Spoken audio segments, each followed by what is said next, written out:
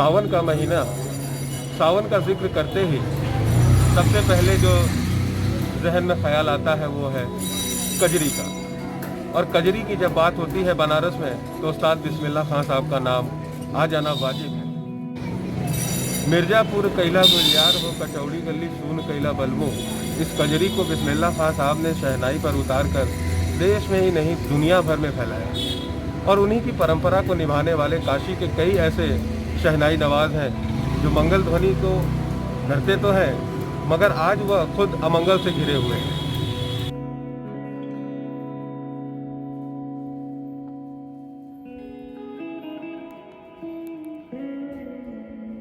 बनारस में शहनाई वादन के क्षेत्र में उस भारत रत्न उस्ताद बिस्मिल्लाह खां के बाद अगर किसी का नाम लिया जाता है तो वो है पंडित मोहनलाल त्यागी जी। मगर आज वो किस दशा में रहने को मजबूर हैं ये हम आपको दिखा रहे हैं और हम चल रहे हैं उनके घर के अंदर।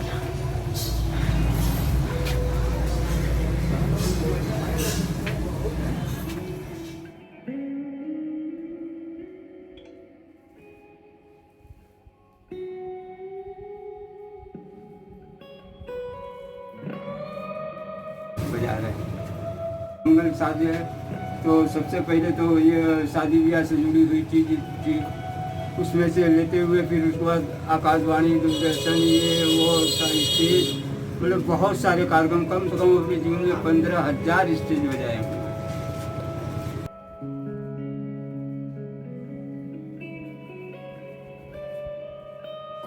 में जो है वह गैस की जरूरी है। आज जो आपके बच्चे हैं क्या वो शहनाई वादन से जुड़े हुए हैं? हमारा पूरा परिवार संगीत के प्रति समर्पित है। संगीत के अलावा और कोई काम नहीं होता? जी नहीं। आपके पिताजी और दादाजी के समय में? आप पिताजी भी हमारे संगीत में ही थे। उनका शुभ नाम? मंगीरा। समस्या है शहनाई नवाजों के सामने? समस्या बहुत हो गया है सर, इसमें बहुत ज़्यादा समस्या हो गया है क्योंकि सारा प्रोग्राम ब्लॉक हो गया है, बिल्कुल नहीं हो रहा है। तो पिता की कार्यक्रम जो है सब अच्छी हो गया है। हिंदुस्तान के बड़े विख्यात शहनाई वादक थे पंडित नंदलाल जी। तो पहले तो हम उनके शिष्य हुए, बाद में दूसरे शिष्य जो हुए हम हमारे ये थे पंडित महादेव प्रसाद मिश्रा जो कि ठुमरी सम्राट थे। तो उनसे आपने गायकी अंग सीखा? गायकी अंग का पद्धति का हमने सीखा।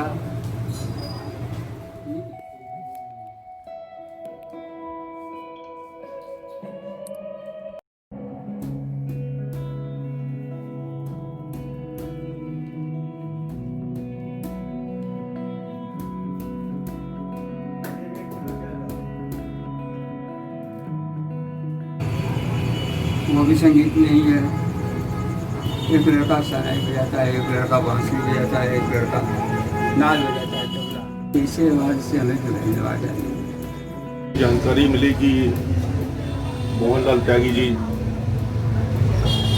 अस्वस्थ चल रहे हैं और लगभग जहाँ तक है मुझे ज्ञात है कि ये पिछले 3 महीनों से काफ़ी ज़्यादा जो है ये अस्वस्थ हैं।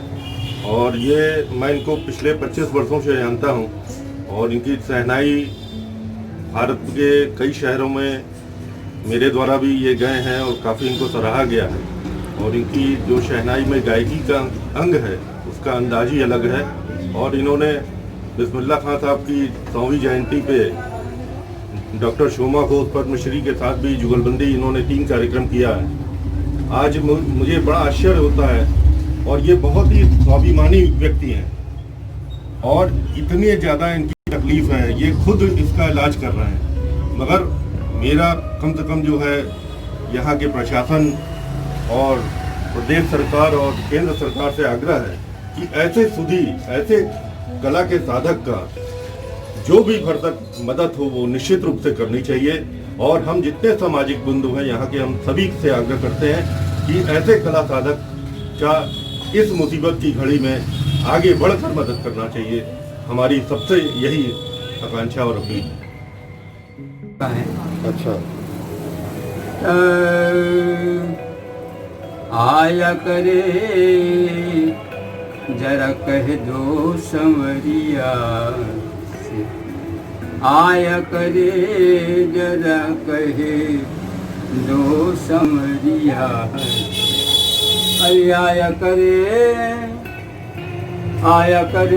मन भाया करे रे आया करे मन भाया करे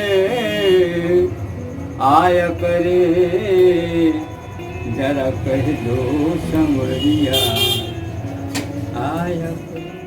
हमने तो बहुत सारे कलाकार, कोई हमसे कलाकार बचा नहीं।